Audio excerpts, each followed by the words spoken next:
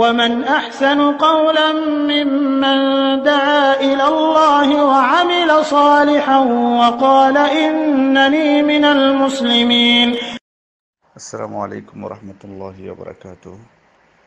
আমাদের একজন ভাই প্রশ্ন করেছেন যে সলাতুল ইশরাক উনি কখন আদায় করবেন, সময়টা উনি জানতে চেয়েছেন। সলাতুল ইশরাক আপনি আদায় করবেন সূর্যোদয়ের পরে আদায় করবেন। অর্থাৎ আপনি যে সূর্যোদয়ের সময়টা বলেছেন সেটার 15 থেকে 20 মিনিট পরে আদায় করলে হবে।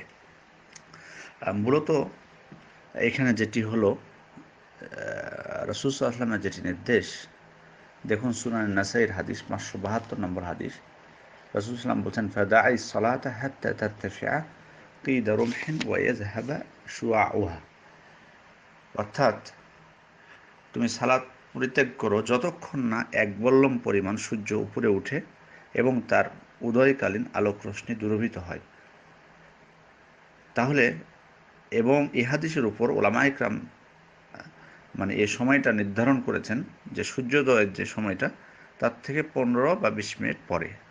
এবং আপনি এটা কাবায় বা মসজিদে নববীতে আসলেও দেখতে পাবেন, সেখানে সময় যখন লেখা আছে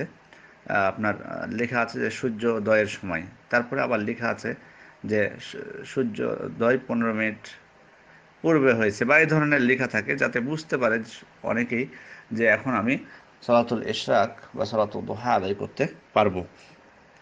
তো যাই হোক, আপনি যেটা লেখা আছে, আপনি যে সময়টা পাবেন সূর্যোদয়ের, সেটা থেকে 15 বা 20 মিনিট পরে আদায় করবেন। এটা উলামায়ে ইকরাম এটা নির্ধারণ করেছেন। আর আপনি আরেকটি কথা বলেছেন যে কি দোয়াগুলো পড়বো, কোরআন তেলাওয়াত করতে পারবেন কিনা। হ্যাঁ, আপনি কোরআন তেলাওয়াত করতে পারেন।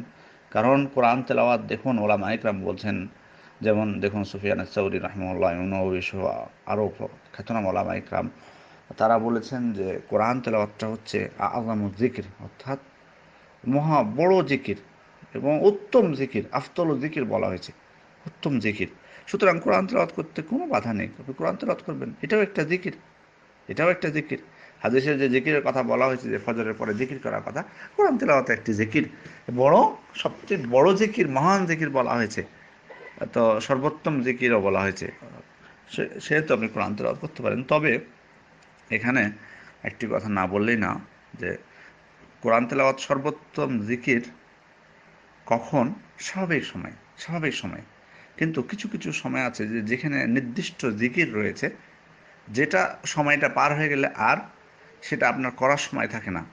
ওই অবস্থায় কিন্তু ওই জিকিরটাই উত্তম কোরআনের থেকে ওই সময়ে। কারণ কোরআনটা আপনি যে কোনো সময় তেলাওয়াত করতে পারেন।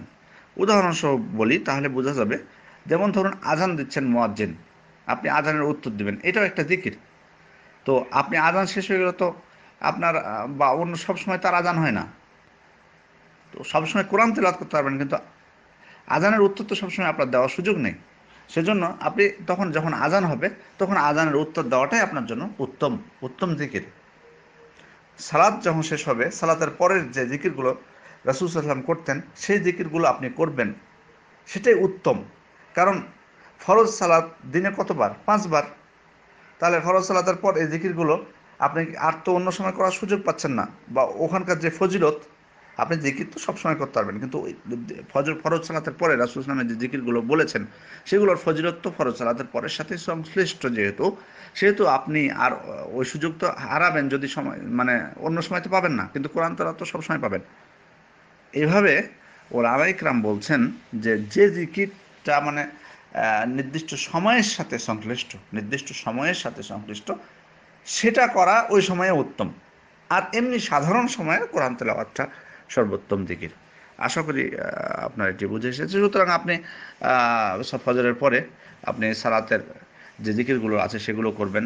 প্রয়োজনের সাথে সাথে সকালের জিকির যেগুলো রয়েছে সেগুলো করবেন। তারপরে তখন আপনি কোরআন তেলাওয়াত করতে পারেন, কোনো সমস্যা নেই। এবং এটিও অনেক ফজিলতের কাজ, এবং ইতিপূর্বে এ বিষয়ে আলোচনা হয়েছে। আশা করি বিষয়টি বুঝতে পেরেছেন। আসসালামু আলাইকুম ওয়া রাহমাতুল্লাহি ওয়া বারাকাতুহু।